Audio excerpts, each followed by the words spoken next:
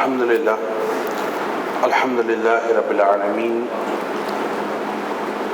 نحمده ونصلی علی رسوله الکریم اما بعد فاعوذ باللہ من الشیطان الرجیم بسم اللہ الرحمن الرحیم واعتصموا بحبل اللہ جمیعا ولا تفرقوا واذكروا نعمة الله عليكم إذ كنتم أعداء فألف بين قلوبكم فأصبحتم بنعمته إخوانا وكنتم على شفا حفرة من النار فأنقذكم منها كذلك يبين الله لكم آياته لعلكم تهتدون آمنت بالله صدق الله العلي العظيم وصدق رسوله النبي الأمين الكريم اما بعد اللہ رب العزت کی دی ہوئی خصوصی توفیق کی بدولت ہم اور آپ ایک مرتبہ پھر جمعۃ المبارک کی ان مبارک ساعتوں میں اس کا ذکر کرنے کے لیے، اس کی یاد کرنے کے لیے، اس کے دین کی باتیں سیکھنے کے لیے، دین کی باتیں سکھانے کے لیے اکٹھے ہوئے ہیں۔ اللہ رب العزت سے دعا گو ہوں کہ ہم تمام کا یہاں آنا، یہاں بیٹھنا، کلام کرنا اور کلام سننا اللہ رب العزت اپنی بارگاہ میں قبول و مقبول فرمائے۔ جو آیت کریمہ سورہ آل عمران کی 103 آپ کی خدمت میں تلاوت کی ہے، ایک تاریخی واقعہ ہے، اس کی طرف اشارہ ہو رہا ہے۔ مسلمانوں میں مدینہ طیبہ کے اندر اوس اور خزرج قبیلے کے لوگ آپس میں بیٹھے ہوئے کلام کر رہے ہیں۔ یہ اوس اور خزرج کون ہیں؟ عرب کی تاریخ کے مطابق یہ دو سگے بھائی تھے جن کے اندر باہمی عداوت پیدا ہوئی کسی معاملے میں کسی شخص کے قتل کے حوالے سے۔ نتیجتاً دونوں کے خاندانوں میں جھگڑا ہوا، دونوں بھائیوں کے بیٹوں میں، گھر والوں میں جھگڑا ہوا، اور وہ جھگڑا، وہ فساد اتنا بڑھتا چلا گیا کہ کم و بیش 120 سال تک متواتر کئی نسلوں میں وہ جنگیں جاری رہی۔ اور جب حضور علیہ الصلوۃ والسلام مکہ کے اندر تبلیغ دین کی خدمات انجام دے رہے تھے اور پہلی مرتبہ اہل یثرب، کیونکہ مدینہ کا پرانا نام یثرب تھا، اہل یثرب وہ مکہ حج کے ایام کے اندر آئے تھے، تو نبی علیہ الصلوۃ والسلام نے جب ان کو دعوت دی تو ان میں سے 6 اشخاص نے حضور علیہ الصلوۃ والسلام کی دعوت کو قبول کیا، اور اگلے سال 12 اشخاص وہاں پر آئے، جن 12 اشخاص کے اندر نبی علیہ الصلوۃ والسلام نے مزید دین اسلام کی دعوت دی، جس کو تاریخ میں بیعت عقبہ اولیٰ کا نام دیا گیا۔ اور اس کے بعد حضرت مصعب بن عمیر رضی اللہ تعالیٰ عنہ کو نبی علیہ الصلوۃ والسلام نے ان 12 اشخاص کے ساتھ مدینہ طیبہ روانہ کر دیا۔ حضرت مصعب بن عمیر رضی اللہ تعالیٰ عنہ، جن کو مقری کہا گیا کہ وہ اہل مدینہ میں بحیثیت قاری کے ان کو قرآن سکھاتے تھے، اللہ کے دین کی طرف بلاتے تھے، تو جب اس سے اگلا سال حج کے ایام آئے تو کم و بیش 72 کے قریب افراد تھے جو نبی علیہ الصلوۃ والسلام کے پاس تشریف فرما ہوئے مکہ کے اندر، اور انہوں نے دین اسلام کو قبول کیا۔ ان میں 70 مرد تھے اور 2 عورتیں تھیں۔ تاریخ اس واقعے کو بیعت عقبہ ثانی اس نام سے یاد کرتی ہے۔ جب بیعت عقبہ ثانی ہوئی تو نبی علیہ الصلوۃ والسلام آپ تشریف فرما ہیں، اور وہ 72 نفوس ان کے ساتھ یہ میٹنگ ہو رہی ہے، رات کی تاریکی ہے، رات کا تیسرا حصہ، آپ سمجھ لیں کم و بیش آج کے عرف کے مطابق 2-2:30 بجے رات کا ٹائم ہے، گہری تاریکی کے اندر یہ چپ چاپ میٹنگ ہو رہی ہے، اور وہ لوگ نبی علیہ الصلوۃ والسلام کو مدینہ طیبہ آنے کی دعوت دے رہے ہیں۔ اس وقت میں رسول اللہ صلی اللہ علیہ وسلم آپ نے جو ان سے باتیں ارشاد فرمائیں، وہ باتیں یہ تھیں کہ جب تم مجھے اپنے علاقوں میں لے جاؤ گے تو ٹھیک ہے، میں تمہارے ساتھ چلتا ہوں، تو کیا تم میری حفاظت کرو گے؟ وہ صحابہ کرام جو اسلام کو وہاں پر قبول کر چکے تھے، حضور علیہ الصلوۃ والسلام پر اپنا تن من دھن قربان کرنے کا اعلان کرتے ہیں، دعویٰ کرتے ہیں، انہی صحابہ کرام میں سے وہ لوگ بھی تھے کہ جن میں سے ایک شخص کھڑا ہوا اور اس نے مخاطب ہو کر انہی مسلمانوں سے کہا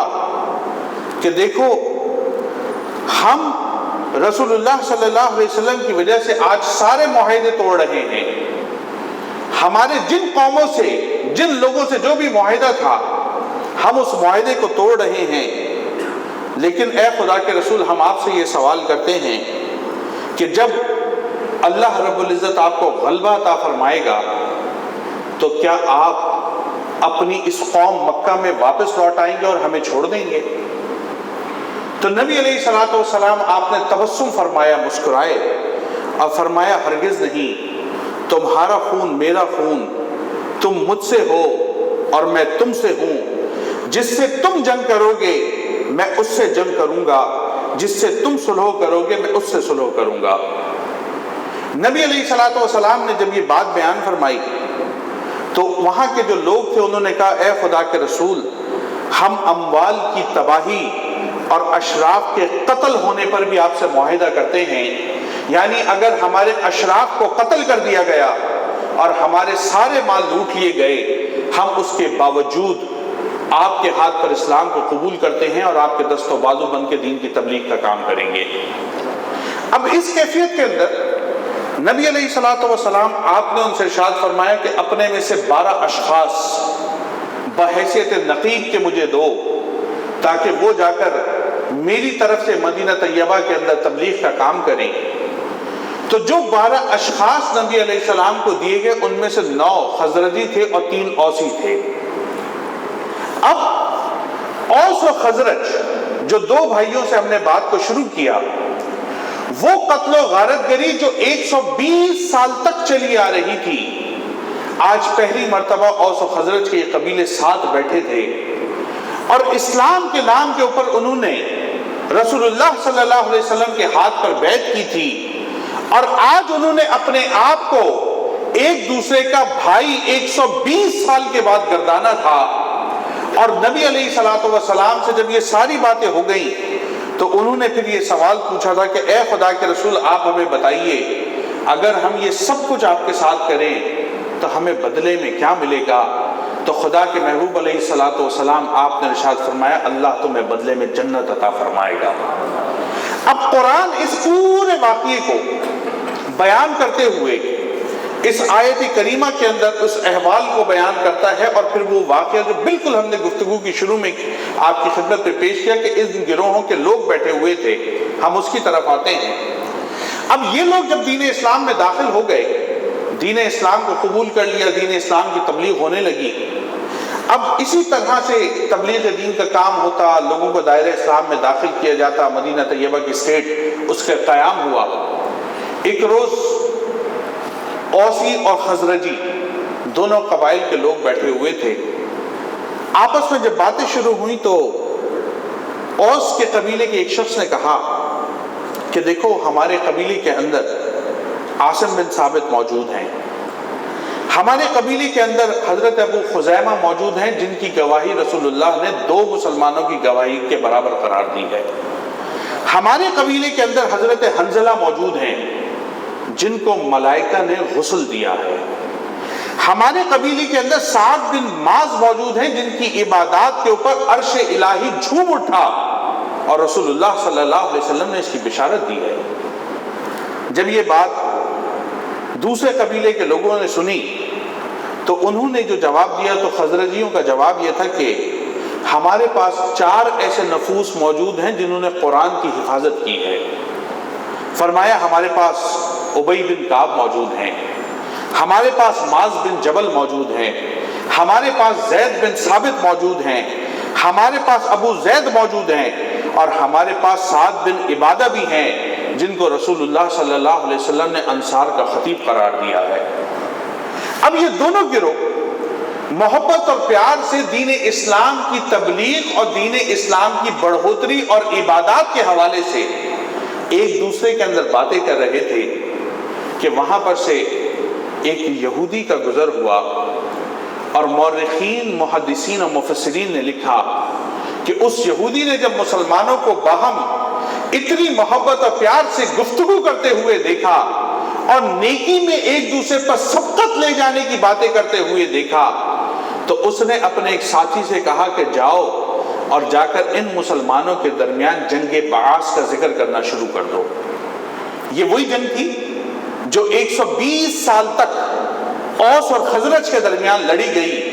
اور اس کا تتمہ رسول اللہ صلی اللہ علیہ وسلم کے دین اسلام کی تبلیغ کے وقت رسول اللہ کے ہاتھ پر دین اسلام کو قبول کرنے کے ساتھ ہوا تھا۔ جب وہ یہودی وہاں پر آیا، اس نے ان باتوں کے درمیان گفتگو میں کہا کہ جنگ بعاث میں کتنے لوگوں کو کس نے قتل کیا تھا؟ تو ایک نے کہا ہمارے لوگوں نے خزرج کے فلاں فلاں شخصوں کو قتل کیا تھا، دوسرے نے کہا ہم نے اوس کے فلاں لوگوں کو فلاں میدان میں شکست دی تھی، تیسرا کھڑا ہوا، اس نے اپنی بات کی کہ ہم نے تو تمہیں وہاں پر ناکو چنے چھپوا دیے تھے، چوتھا کھڑا ہوا، اس نے کہا کہ ہم نے تمہیں کب چھوڑا تھا، جب تم میدان میں نکلے تھے ہم نے تمہارے خون کے دریا بہا دیے تھے۔ وہ بات جو محبت، پیار، دین اور عبادات کی سبقت سے شروع ہوئی تھی، وہ بات باہمی تفاخر اور قوم پرستی اور لسانیت اور گروہ بندی کی طرف چلی گئی۔ نتیجہ کیا ہوا؟ نتیجہ یہ ہوا کہ وہ دونوں گروہوں کے لوگ اپنی اپنی جگہوں پر کھڑے ہو گئے، تلواریں میانوں سے باہر آ گئی، اور اعلان ہوا ٹھیک ہے کل حرہ کے مقام کے اوپر جنگ ہوگی اور ہم دوبارہ ثابت کریں گے کہ ہم میں سے کس کا قبیلے کے لوگ وہ دوسرے قبیلے پر غالب آتے ہیں۔ جب یہ بات رسول اللہ صلی اللہ علیہ وسلم تک پہنچی تو نبی علیہ الصلوۃ والسلام آپ انتہائی رنجیدہ حالت میں وہاں تشریف فرما ہوئے، اور آپ نے ارشاد فرمایا تم لوگ پھر اس جہالت کی طرف پلٹ کر جا رہے ہو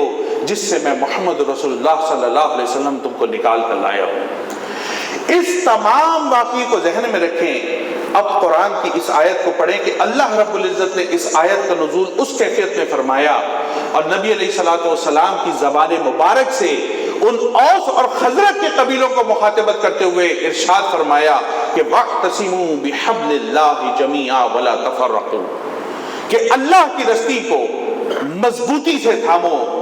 اللہ کے دین کو مضبوطی سے تھامو، اللہ کے کلام، اللہ کے قرآن کو مضبوطی سے تھامو، اور خبردار آپس میں تفرقہ بازی کے اندر نہیں پڑو۔ وَاذْكُرُوا نِعْمَةَ اللَّهِ عَلَيْكُمْ إِذْ كُنْتُمْ أَعْدَاءً، اور اللہ کی اس نعمت کو یاد کرو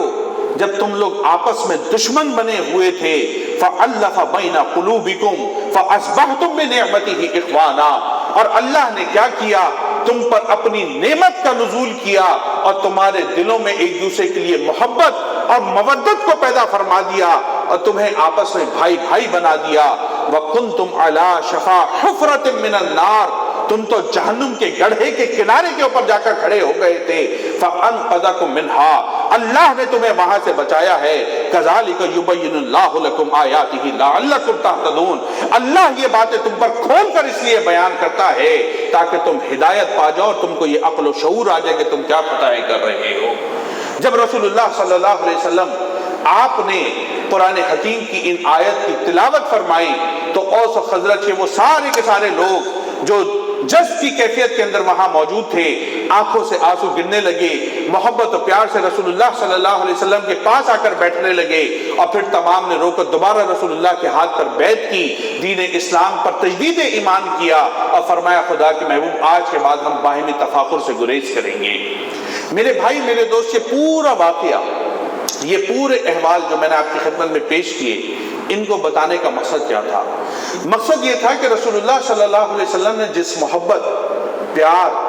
اور رواداری اور ایک دوسرے کے ساتھ مودت کا رشتہ مسلمانوں کے درمیان قائم کیا تھا، یہودیوں نے آج کی طرح اس وقت بھی اس میں دراڑ پیدا کی اور مسلمانوں کے فرقوں کو باہم لڑانے کی بھرپور سازش کی۔ بالکل اسی طرح آج ہم اس دور میں دیکھ رہے ہیں کہ گزشتہ کچھ ایام سے مستقل یہ کوشش کی جا رہی ہے کہ مسلمانوں کے جو مسلکی گروہ ہیں ان کو آپس میں لڑوایا جائے۔ آپ دیکھ رہے ہیں گزشتہ مہینے دو مہینے سے ایک عجیب و غریب فضا پورے پاکستان کے اندر پھیلی ہوئی ہے، جس فضا کے نتیجے میں الٹیمیٹلی ہو کیا رہا ہے، دونوں جوانب سے ریلیاں نکل رہی ہیں، پروٹیسٹ ہو رہا ہے، اور ملک پاکستان کو مستقل خطرات لاحق ہیں کہ کسی وقت بھی مذہبی فسادات اس ملک کے اندر جنم لے سکتے ہیں اور ابھر سکتے ہیں۔ میرے بھائی، میرے دوست، اس بات کے لیے مجھے اور آپ کو انتہائی شعور کا مظاہرہ کرنے کی ضرورت ہے۔ اس بات کو یاد رکھیں کہ علامہ اقبال نے اس وقت کہا تھا کہ جعفر از بنگال و صادق از دکن، ننگے ملت ننگے دین ننگے وطن، کہ یہ جو بنگال کا میر جعفر تھا اور دکن کا میر صادق تھا، یہ وہ گھٹیا لوگ تھے جنہوں نے ملت کا سودا کیا، جنہوں نے دین کا سودا کیا، جنہوں نے وطن کا سودا کیا۔ دشمن ہمیشہ ہمارے درمیان میں سے کچھ لوگوں کو خریدتا ہے اور ہمارے درمیان سے کچھ لوگوں کو خرید کر مسلمانوں میں فساد کو برپا کرواتا ہے، اور نتیجہ یہ ہوتا ہے کہ ہمارے معصوم بھولے بھالے مسلمان وہ ان جنگوں اور فسادات کے اندر مبتلا ہو کر دشمن کی چالوں کو بھول کر باہمی نفرت کا شکار ہو جاتے ہیں، اور پھر دشمن کو جو جی چاہتا ہے وہ اسی طریقے سے دنیا کے اندر اپنے فیصلے کرتا ہے۔ مائیکل شوور جو کہ فارمر CIA ایجنٹ تھا، 2004 تک 1982 سے لے کر CIA کی طرف سے سیریا اور عراق کے اندر ڈپلائی کیا گیا تھا، اس کے انٹرویوز انٹرنیٹ کے اوپر موجود ہیں، آپ جا کر اس کو دیکھ سکتے ہیں۔ مائیکل شوور کہتا ہے کہ اس 20 سے 22 سالہ دور کے اندر عراق اور سیریا کے اندر ہم نے جس بنیاد پر مسلمانوں کو توڑا، وہ بنیاد یہ تھی کہ ہم ان کے اندر ہمیشہ شیعہ اور سنی فسادات کو جنم دیا کرتے تھے۔ ہم ان کے اندر یہ مذہبی فرقوں کی آگ لگاتے،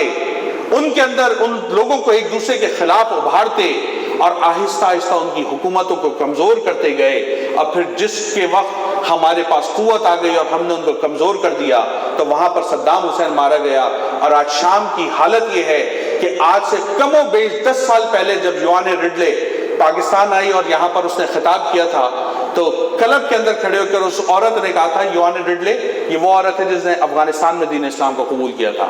وہ جب مسلمان ہوئی تو پاکستان آئی اور شام سے ہوتی بھی آئی تھی، اس نے کہا میں نے اپنی آنکھوں سے دیکھا ہے کہ شام کے مسلمانوں کی آج حالت یہ ہے کہ خدا کی قسم وہ کتوں اور بلیوں کو